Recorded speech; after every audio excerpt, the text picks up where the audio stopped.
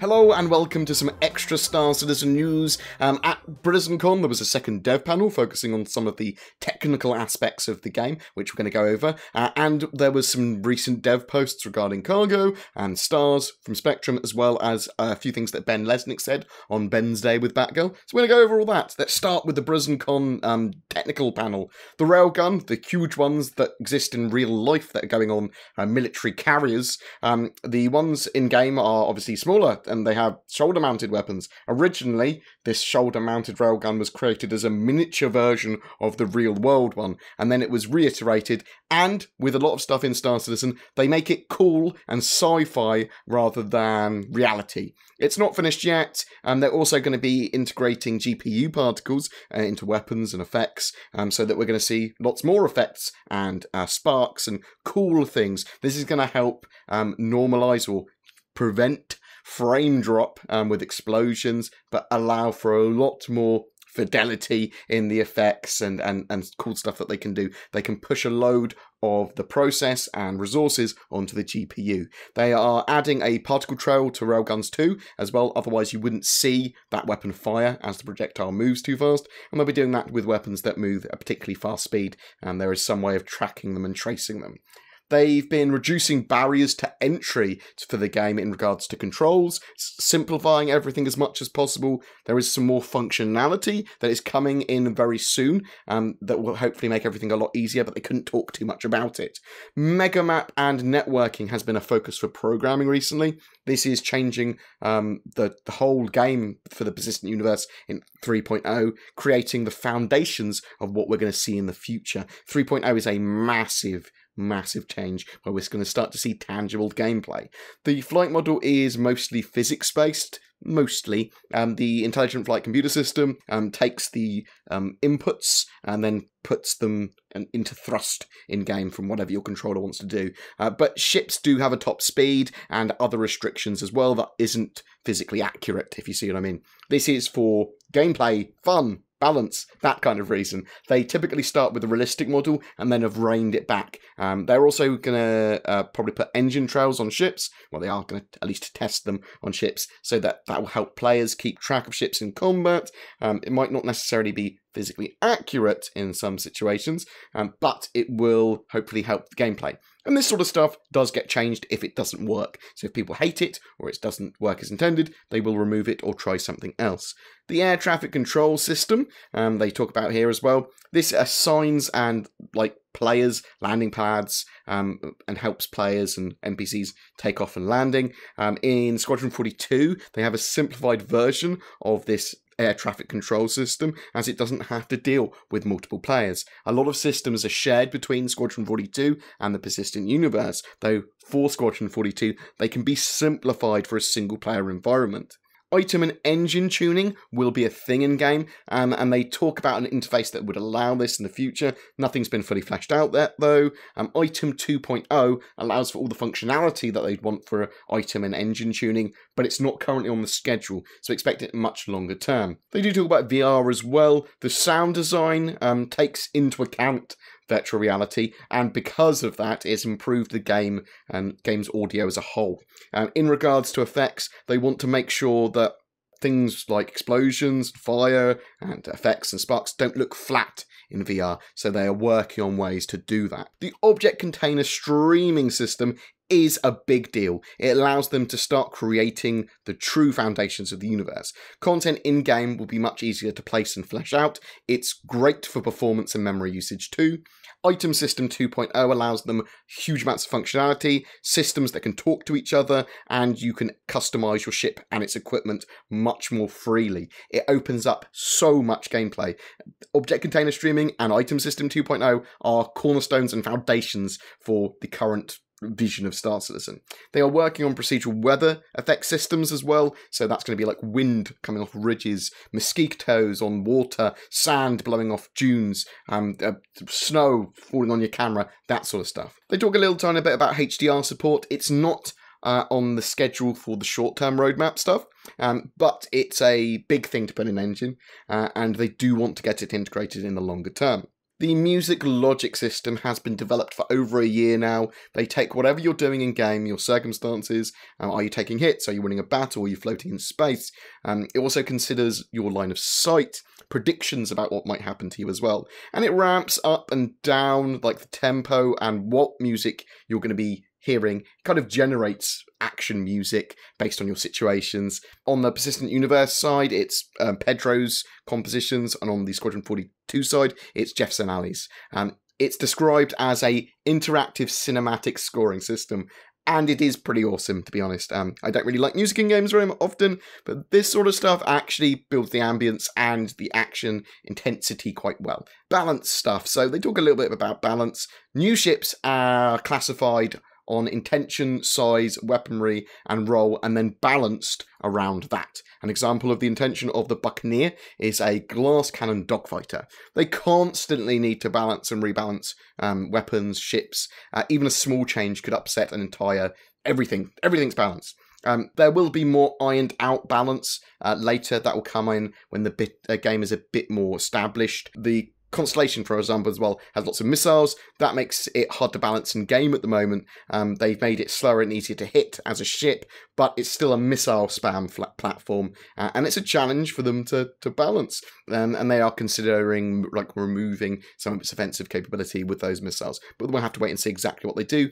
Item System 2.0, though, will completely change the balance for everything. It will give people decisions on what they equip. There's going to be a lot more working out what is best for certain situations. The game isn't necessarily going to be entirely balanced for 1v1 combat, because obviously of the Persistent Universe and that sort of stuff, but they'll do what they can with Arena Commander. But the tweaking of items should be easier from the dev side with Item System 2.0 as well. That said, there's a lot to change and balance needs to be done, and it's going to take them a while to get everything to a level where people are not playing with a single meta. So there was some new cargo information as well, that are separate from that dev panel on Spectrum. Items that exist ambiently in the world are capable of existing ambiently in ship hallways and bathrooms and that sort of stuff. There are a number of consequences to this. Only cargo properly stored in cargo placement areas will show up on your manifest log and be eligible for selection at kiosks and trade stations. Otherwise, you will have to cart that Big Benny's machine all the way into the store before you can sell it. Additionally, if it isn't on your manifest, you can't manipulate it via the standard cargo management features. Loosely placed items aboard ships are vulnerable to damage from impact and maneuvers. Loosely placed items aboard the ship are liable to be damaged during impact and maneuvers. Loosely placed items aboard ship are liable to cause serious harm to individuals cohabitating with said items during impact and maneuvers. The cargo area allows the server to easily save the state of things aboard the ship when parked at stations or at hangars. Depending on performance impact, loose items may be vulnerable to getting lost in storage as well. The cargo area also handles many of the properties governing concealment and scanning, which means that loose items may not get the benefit of that sweet smuggler bay. Essentially, the intent is to allow things to be placed around the ship to retain consistent behaviour throughout the game, but actually doing so is inefficient and risks damage, discovery, or death. Tampering with the cargo area can void your warranty. Rules and restrictions may apply. Consult your doctor before use, and remember to fly safe. I thought that was quite a good description of how they intend the cargo system to work for 3.0. So bear that in mind, that if you do have random items placed around your ship, I'm not talking about flare items like snow globes, although hopefully they don't fly around when you spin around the ship. But if you've got like a cargo that you haven't properly stored, or weapons that you've just got chucked on the floor, they might be pinged around your ship, they might just fall out of your ship. The game intends for a cargo area to be used for certain things, and it doesn't really want you to put cargo anywhere else. There were some interesting points brought up in Bensday, in a couple of Bensdays actually. Wingman came up with the Kurthak alien race originally. They're going to revisit that race in the future. The Vandal are aggressive aliens, apparently. It's unlikely they're attacking because of a misunderstanding. Radars and scanners are typically focused in some form of area. A tracker might be good at a specific role, or might be able to fit a larger variety of more powerful scanners. When I say a tracker there, I mean a Hornet tracker, the variant. The Drake Marauder is not a ship they're currently building. It was a concept idea sticker for like names of Drake's ships on the Drake style board. So if people are wondering what the model was originally, Banu ships and technology can be retrofitted from other races. We may see hints of new races in-game, as well as yet to be discovered races from the Banu technology, like the Singed Tachyon cannon, which is from an unknown race currently, but there will also be other hints too in architecture and that sort of stuff. Banu, very interesting race because we might see lots of other races sprout from them. We may see a concept sale of the Pisces Carrack scout ship as well in the future. They aim for 8 to 10 concept ships a year. The Redeemer will be worked on, but it's not on the short-term schedule. They are looking at fluid dynamics and may eventually have water landings and takeoffs for ships. The current hangar module is old, and they will be doing something special and getting it integrated into the persistent universe after 3.0. Lots of new modules and variants are a possibility in the future. Nothing on the short term. Looks like the Origin 600 luxury family ship will be the next concept sale as well. David Haddock talked very briefly on stars and star systems in the verse as well. So the Star Citizen universe has its own set of stars and systems. These are not real in terms of being accurate, like having Alpha Centauri in game or something like that. The only real system, and it will, I assume it won't be 100% real, will be the Sol or Earth's system. And that's kind of it. That's basically what he said. Don't expect to have these star systems that we have in real life there. They are going to be in-game lore star systems.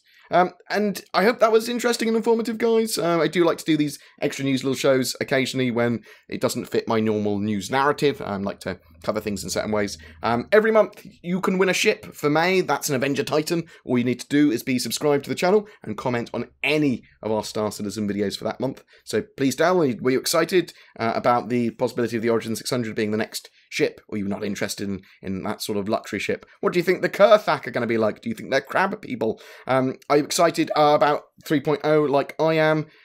Because I genuinely, 3.0 represents for me the first time we're going to have tangible gameplay in the verse and a glimpse at the true persistent universe. 2.0 did like a demo of the intention and tested lots of systems out, but and was like prepping us for the object container system. And the object container system really does change the game. So yeah, tell me your things. If you've got any questions for me as well, please drop them in below. Please don't forget to like and subscribe as well, as it really does help me. A massive thanks to my Patreons.